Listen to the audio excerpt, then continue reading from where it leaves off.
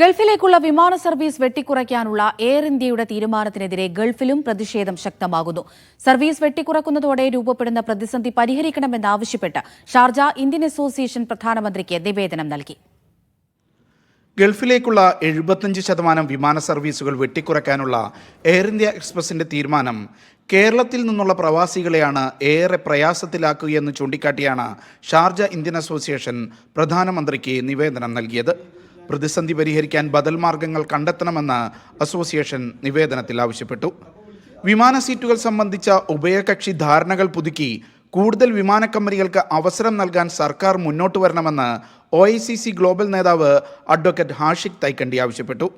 കേരളത്തിന്റെ മറ്റൊരു ജില്ല പോലെ അത്രയും സുപരിചിതമായ രീതിയിൽ ഇടപാടുകൾ നടത്തുന്ന ഗൾഫ് മേഖലയിൽ പ്രത്യേകിച്ച് മലയാളി സമൂഹത്തിന് ഇത് വലിയൊരു തിരിച്ചടിയാണ്.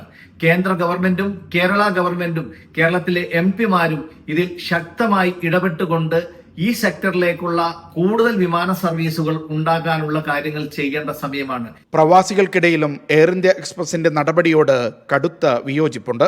നമ്മളെപ്പോലത്തെ ആൾക്കാരൊക്കെ ഈ ചെറിയ ശമ്പളക്കാർ ജോലിക്കാർ എന്താ ചെയ്യുക? ബിസിനസ്സുകാർ ഓക്കെ, കണ്ണൂരാണെങ്കിൽ ഫ്ലൈറ്റ് കുറച്ച് ഒരു ഇന്ത്യക്കോ ഒരു ഏറെ ഇന്ത്യ എന്താണ് ഉള്ളത്, അതിനാണെങ്കിൽ എല്ലായിടത്തും പോകുന്നതിനേക്കാൾ ഡബിൾ പൈസ. കൊച്ചിയിൽ പോയാലും എവിടെ പോയാലും എന്തും പൈസ കൂടുതലാണ്.